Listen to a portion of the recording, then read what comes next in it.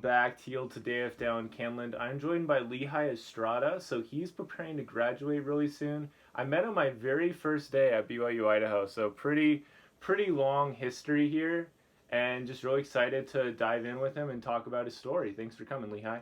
No worries. Sorry, it's not a celebrity. I'm not Jay-Z or something, but No, it's okay. You have a lot of really cool perspectives, and you've kind of proven the test of time. You've been able to, you're about to graduate. What's that like in your head?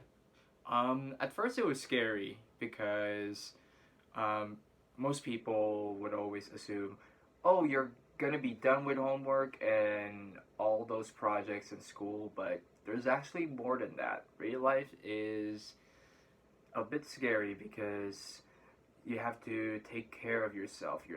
Like you don't have a set schedule, but Mm. I think it's also exciting as well because you get to do whatever you like to do as well. No, nothing can restrict you. Yeah. Sorry, was there anything else you were gonna say? I was gonna say like probably a job, but yeah, that can restrict you. But whatever. Yeah, I really like that. It makes me think of like the fact that, in high school, our lives are so pretty much built for us. And in college, you get to build a lot of it yourself, but there's still a lot of structure. But then you get out into the real world, and it's like you said, you either crash or burn. So I feel like, or you crash or you succeed. You Yeah. crash or burn. You have more options than that. But Crash or climb. Yeah. crash or climb, yeah, that's a good way to put it. It makes me think like people that do really well after college, they probably are really good at planning things out and going after it and not getting, I guess lazy.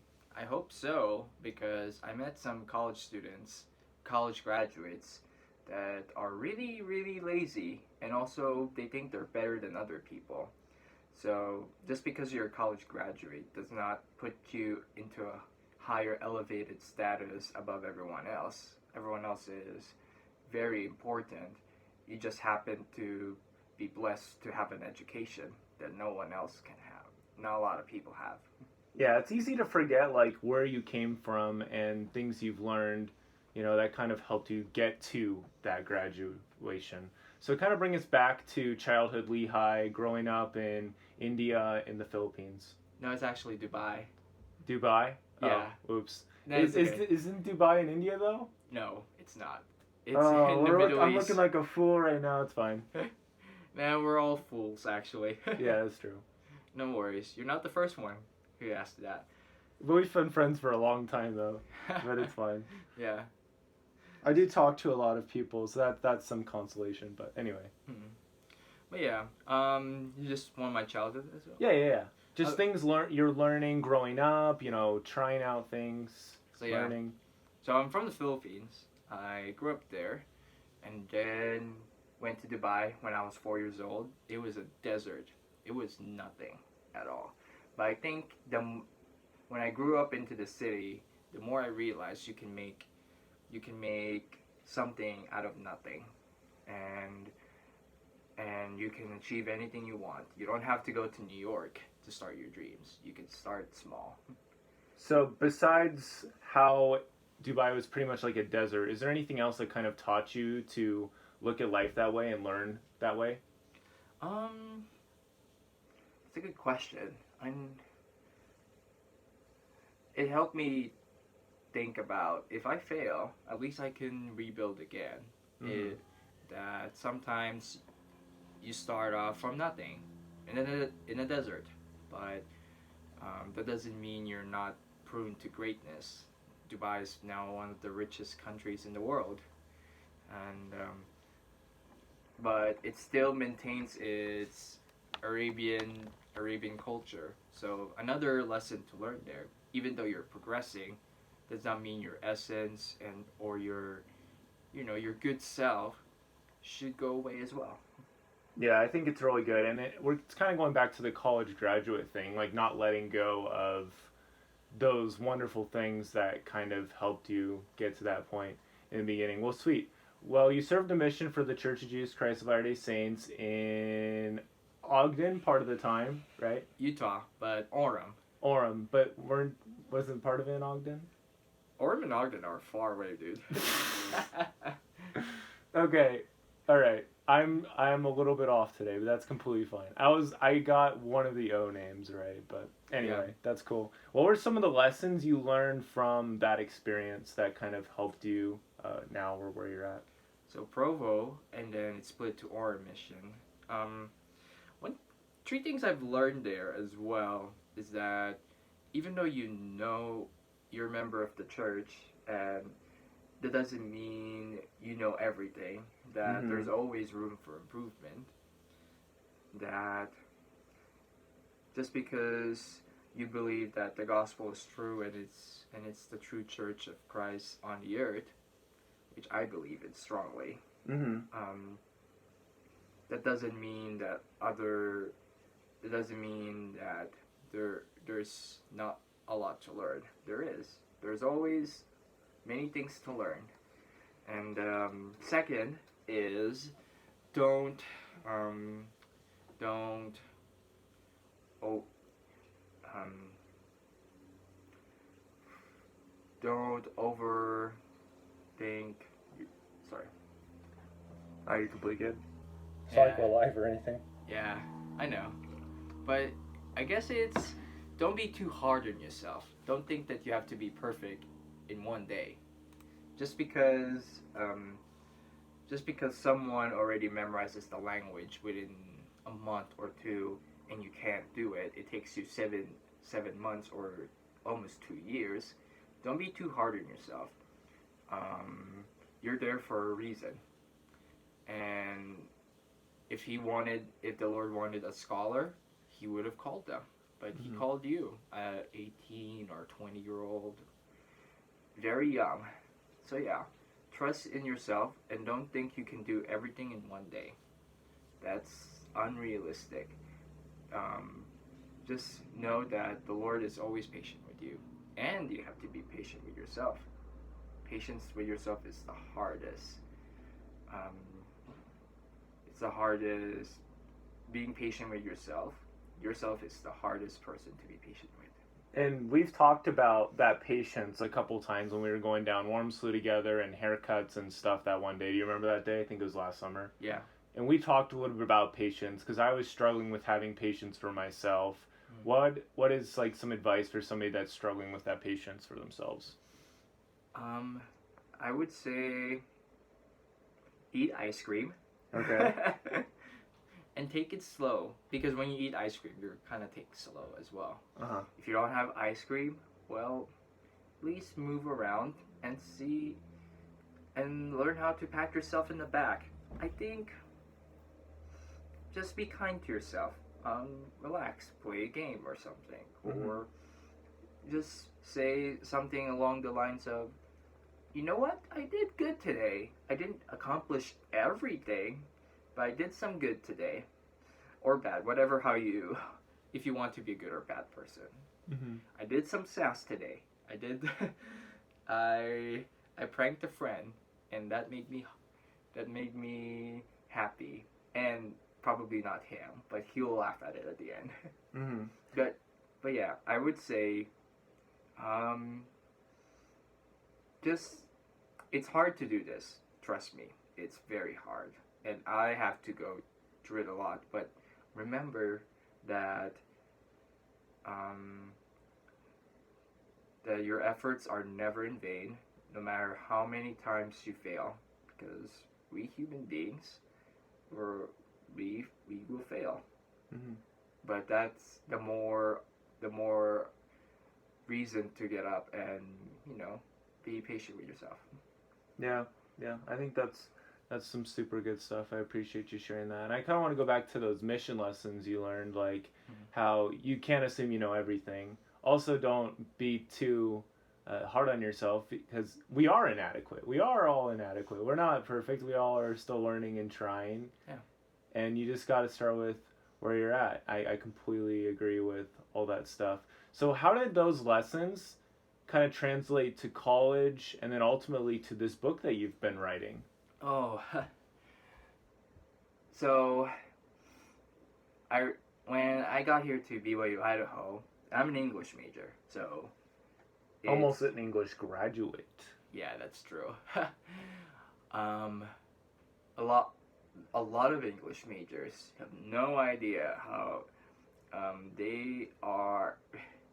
Whenever I show my work, it's as if I was treated like a 5-year-old, like their drawing compared to Picasso or Leonardo da Vinci, and I don't understand their way of writing. It doesn't make sense to me. It's so complicated, and mine is just simple, easy to read, because I aim for audiences that That's super good. Yeah. I aim for audience that they're not English majors, more because I want my audience to be something that is not English major, something that they can read, but they have a hard time reading. I want them to enjoy reading as well, instead of looking at the book and be like, this is complicated.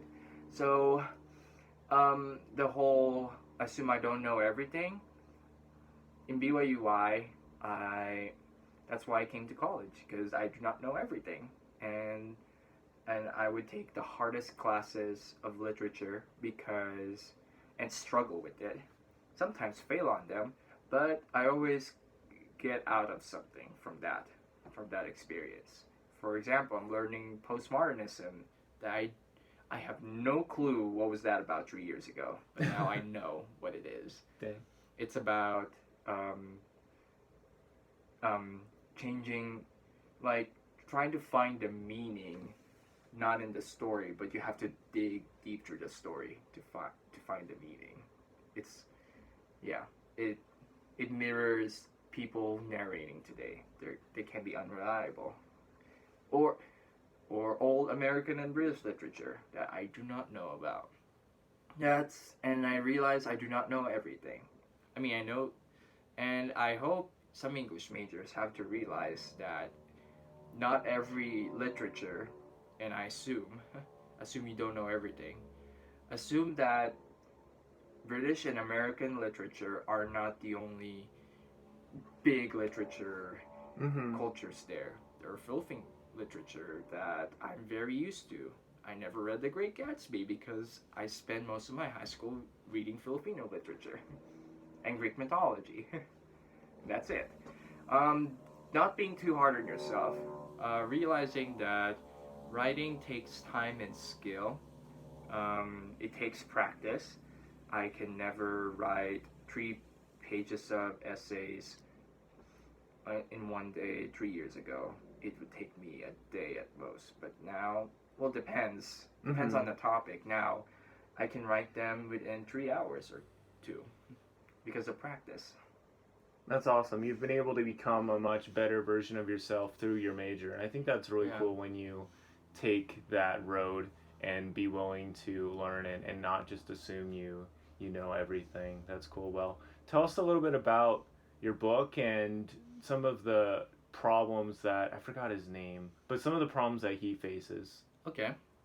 So, this book, I don't have a title for, it's a 5-book series as well. The series name is called The Detriment Informant.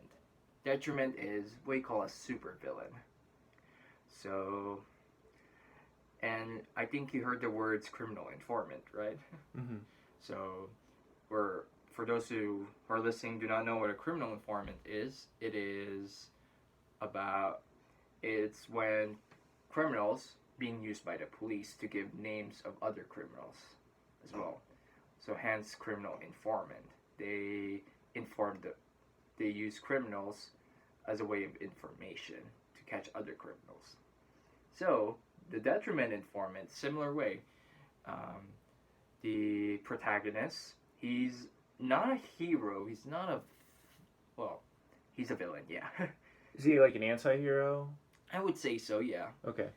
He's the youngest powerful detriment ever. The world is filled with superpowers. Well, kind of. It used to be superpowers a century ago, before the settings of the book.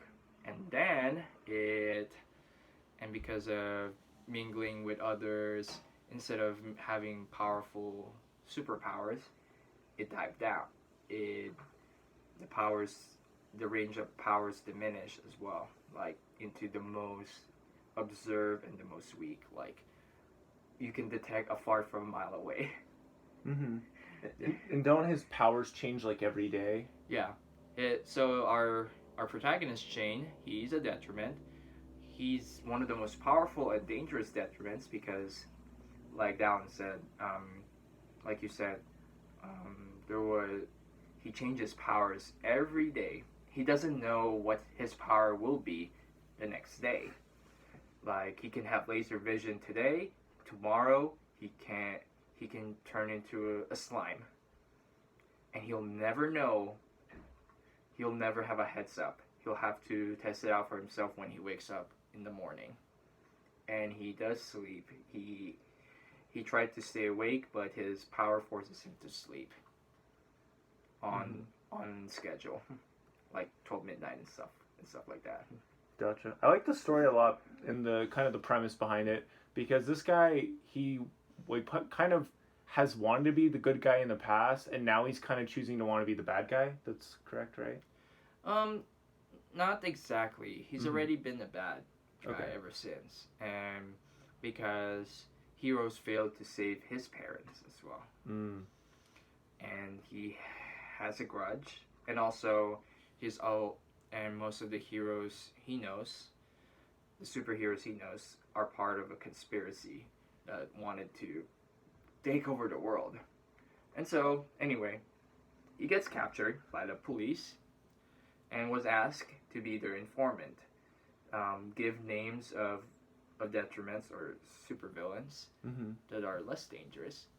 If it's way dangerous, he has to catch him himself. He has to catch those villains himself, the more dangerous ones. And to make sure he doesn't escape, there would be a police team that would look out for him to make sure he doesn't do any funny business or any shady dealings. And so the series is about Chain trying to capture these powerful super villains for the police in order so that he doesn't get executed and he gets lower sentences in his jail time. Gotcha. I recently watched most of National Treasure, and he kind of works with the FBI to like clear his family's name and also find this treasure. So that's kind of what I'm thinking about right now. But before we get back to the book, let's kind of dive into some of your struggles, the hard times and stuff really quick in college. Well, I've met you and I've seen you in really high highs. We've been friends for a long time. We've done a lot together. I've also seen you at extremely low lows where it was really difficult to it was really difficult sometimes to understand like what you were going through, So share like some of those struggles as much as you're willing, and I guess some hope for people that might be having anxiety, depression, these really big struggles that college and other things can bring. I think as an international student, when I came to America, I was hoping, because they say it's the melting pot of the world, you think people would be friendly to you, and also it's a church school, people would like to invite you to their game nights most of the time. You feel friendly, you feel at home. I didn't feel that here. And I mean, BYUI is a great school, and full of great people, but I wish they could see how they can do better. And the one thing I hate, not hate, dislike probably, but hate's a strong word. Hate's a very strong word. That's the kind of word that turns a person into a villain. Yeah. See, I'm thinking like a villain, I guess. Yeah. I poured this into my book too. Yeah, that's the whole point, yeah. Yeah. Anyway, I think that I dislike the most is people in BYUI are religious. They always pray for a miracle. They don't realize this. You don't pray for a miracle. You be a miracle. And they don't. Most of the people I've interacted don't really get it. They always keep praying for a miracle to happen, but then and be like, oh, pray that he's okay. pray my roommate's okay, but there is something you can do. Like, I just wish they could have talked to me, or just casually say, without judgment and without reservation, that, hey, you want to play frisbee with us? And when they play frisbee with you, you actually talk to the person instead of treating him like a dry wall. And I think that's another problem I encountered in my college life as well. The whole, people don't really try to talk to you. And sometimes I even wonder if it's my fault, it's how I look, am I ugly? No. But yeah, because I've seen, there's also part of my dating problem too, when I try to date girls and then they're just shallow. I can just tell they're shallow, and I think I have the worst luck of dates. And then they hardly talk to me at all, but then the next day I'd see them converse with a very hot guy with this big muscles and white features or stuff like that, and I'm just distraught by how, I'm not saying all girls are shallow, but I have my worst luck with people who are shallow. That includes making friends too, when they don't really try to talk to me. When I just want them to ask me, how's the day, how's the weather, or did you see that shooting star last night, or is there a war in Bossing Say? And Yeah. joke about it. But I think that's my struggle. It's just knowing that, and then I have to realize that American culture is different from Philippine culture. Not a lot of people are going to converse you.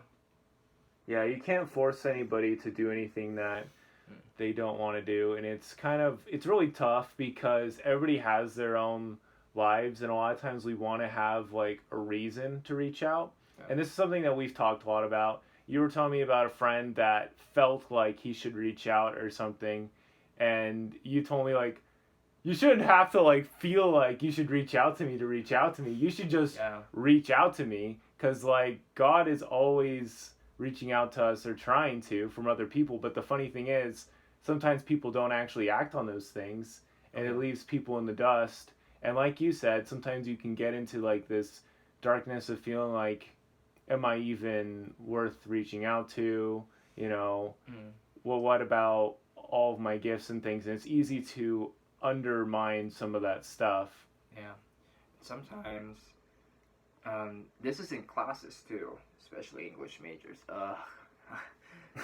They either talk too much, or they talk too much, they don't allow you to have a voice, or they just make you look like a fool and don't talk to you because you're not that interesting, which is sad. And going back to the experience I told you about, there's this friend of mine. He, like I said, I encountered him. Well, it's more of an acquaintance now because I don't know him anymore.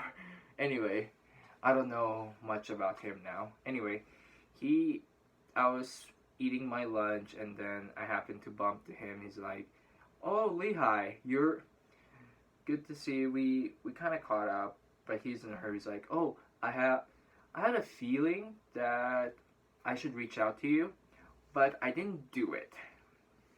I was like, and in my head, I was like, "You fool." But you fool. But we're all fools, I guess. Yeah, we were talking about that earlier, so it's kind of funny to bring that up again. Yeah, and what's worth? So here's the thing: people in the church, we believe in the Holy Ghost to be a good influence on you, to influence you to do something good. Influence, not force you. Yeah, because he can't do that. Anyway, he needs to have this. He needs to have this persuasion to have him do something good. And what's worse, he did not follow through. And I'm just like, are people really are robots these days? I mean, are they?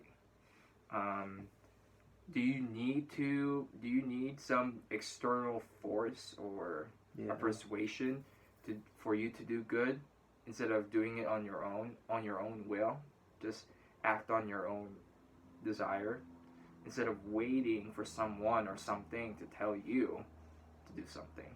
Yeah, it's no good to wait, because you can wait your whole life and nothing will happen. Well, we've talked a good amount about things that we have that are not really in our control, and some of your thoughts and feelings. What are your thoughts for like future Lehi? Because I'm planning on doing another interview with you once you release this book. I know it's like you've been working on it for a while, so I plan on doing another one of these in like a year or so. So what do you want like future Lehi to know, and also where can we find out more about this book in the future?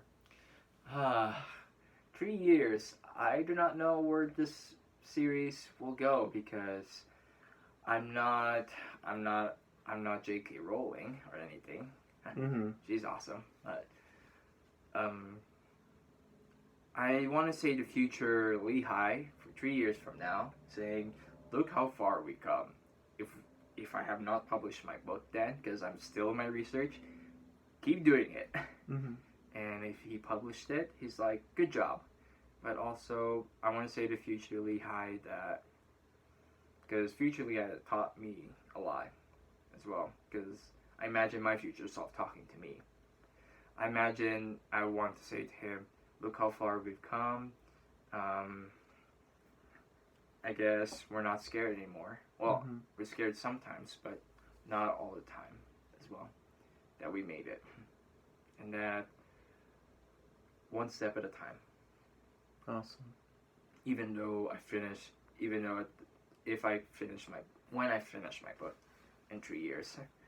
If I haven't, well, we still have long ways to go. Do you have like a way we could read like a little bit of it or anything like that? You want me to read part of it now, or like a Google Doc or something that the listeners can click on if they want to read from the book, like a sneak preview? Yeah, sure. I'm chapter 1 is done, but still in the process of editing. Okay. But if listeners would want to want a sample of my chapter in my book, they can I don't know. Yeah, we can put a link in the show notes. Yeah. Awesome. Link in the description. You're completely fine, man. I'm not a YouTuber. This is your first podcast interview, and you're doing so good. Yeah. Awesome. Well, yeah.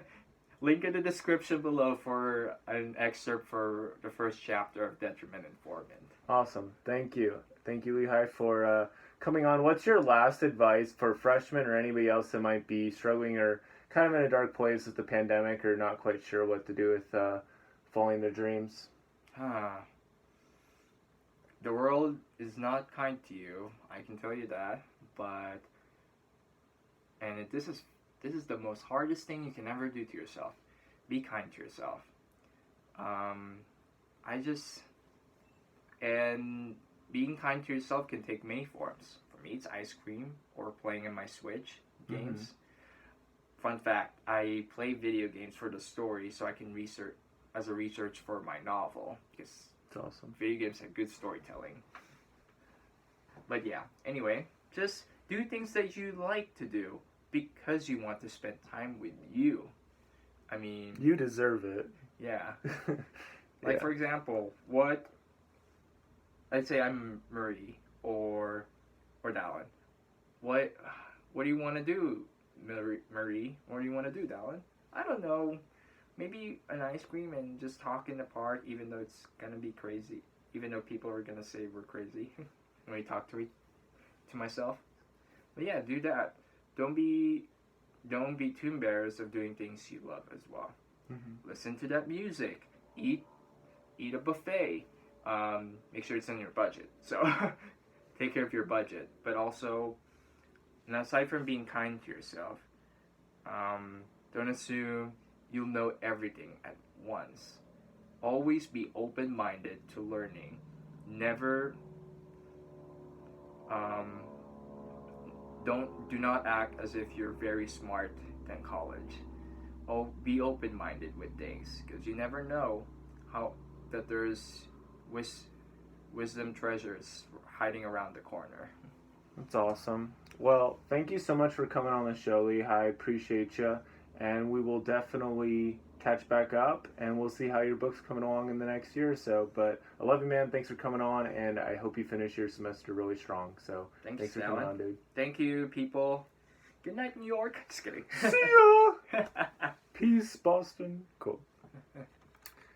All right.